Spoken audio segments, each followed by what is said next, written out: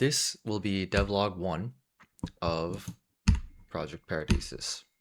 What is Paradisus? Well, it's Latin, and Latin makes things sound cooler.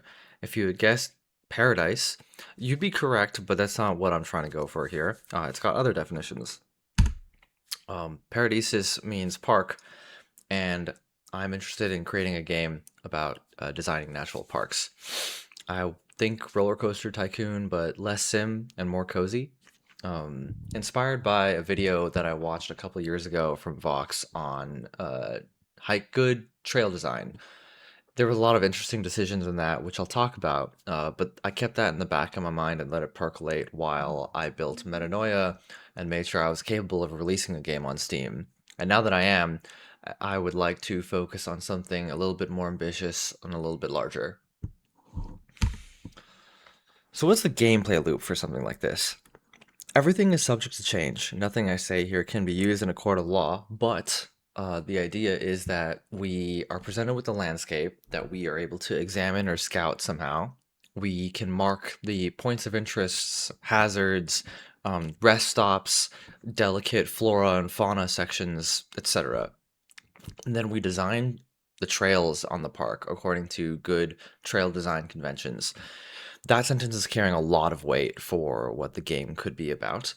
There are a million decisions in good trail design. I'm going to go over one of them today, but the idea is that you do that, and then somehow we simulate patron behavior at the park and make design decisions based on what we see.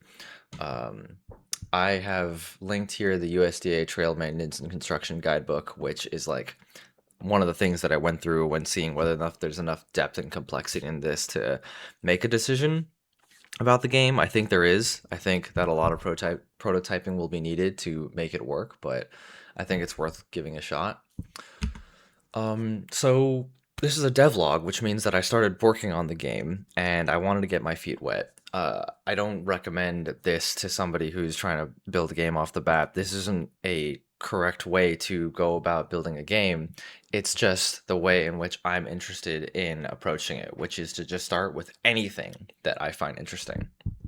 And the two things that came up to me, and the one especially in that Vox video, was about the contour map and the fall line. And I'll get to each of these in a second. So, first, make a contour map. What does that mean? A lot of you who are probably familiar with the like topographical map that shows up whenever you're at a natural park, and each of these lines is indicative of an elevation. And like the thicker lines, it's like every 5 lines they have a thicker line for some sort of visual separation.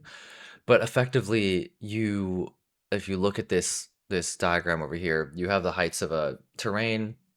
At every sampled height, you can draw a contour around the map that indicates what that height looks like, basically.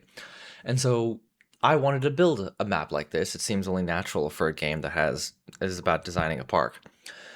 So what are the steps? We make a landscape, we build a height map by sampling height at regular intervals, and then we use the marching squares algorithm to convert the height map to our contour map. Allow me to break that down.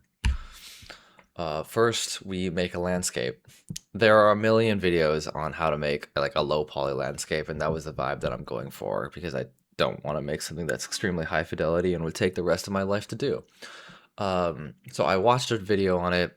I have experience in Blender, so it's not like I'm a rookie, but I did that, I tried it, and later I will iterate on it as I have a clearer idea of what needs to happen in order for the game to be actually fun. But this is the simple landscape I came up with. And so the step 2 is to build a height map. It's not that hard. Basically, you take a look at your landscape, and from above you shoot rays that intersect with whatever height at the landscape it intersects from, and that height can be translated to a map of 0 to 1. So say this landscape has probably its highest point is probably at like 20 or something like that, let's just say.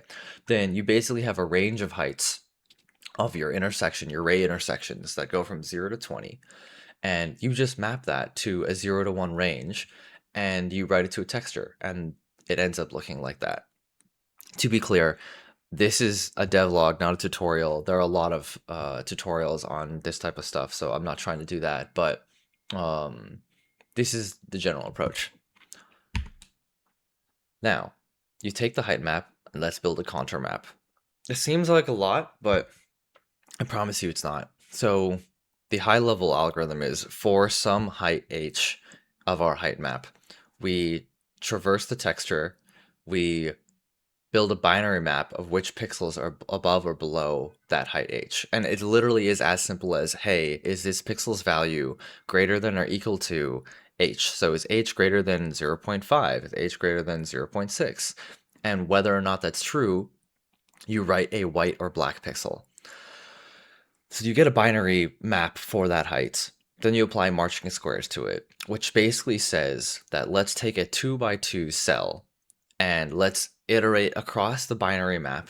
And if the edges of the cell fall into one of these 16 cases, which, by the way, that's the lookup table. There's no other cases it can be. It's one of these cases. Then that defines what you end up drawing in your final contour map. So if all of the pixels are white and one pixel is black, then that means that this is the line that you draw there, and then so on and so forth. There are cases where it can be ambiguous, like case 10, where you have one on each side. The diagonals can be ambiguous. You just have to be consistent with which direction you draw it. Anyway, so you do that, you draw the line, and then you just repeat that process for every h that you want to build the height map for. So this sample that I think here was on a scale of, I think, it was fifths, basically. I wanted to draw a height map at like every fifth of the 0 to 1 scale. So that's how that's done. So then we bring ourselves to goal number 2, which is what the Vox video first introduced, which is the fall line map. Technically, the fall line map is not an actual thing, but the fall line of a location is basically at a given elevation, what is the path that water would take down the hillside or down the mountain? Generally speaking, that ends up looking like the steepest slope. It's not always quite like that, depending on the actual terrain of the location, but you can see here in this map that this is the contour map, and the fall line is indicated in red, and you can see it runs, generally speaking, perpendicular to the contours at that location. So why do you need to know about the fall line? Trails that align too closely to the fall line risk erosion. That's the number one thing. I think it's called channelization, but generally speaking, it's also difficult because if you put a trail that was straight up the mountain, A, very few people would be able to use it, but B, it would become impossible to walk on pretty quickly as you had rain and other inclement weather. So I wanted to build this, or I wanted to visualize this in some way. So this is what it looks like. It's version 1, it's early, it's not pretty at all, but it gets the job done. Basically, what do? You use the height map to effectively find the maximum gradient descent of any pixel. And this looks like intimidating math, but what it really is saying is like, I'm pixel here. What is the height of the pixels to the left, to the right, above, and below me? From that, let me build a vector that indicates the average height that this sector is going in.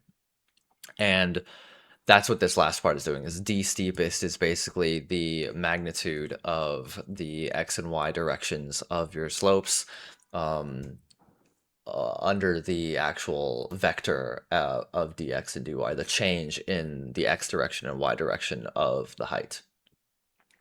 So what does that mean?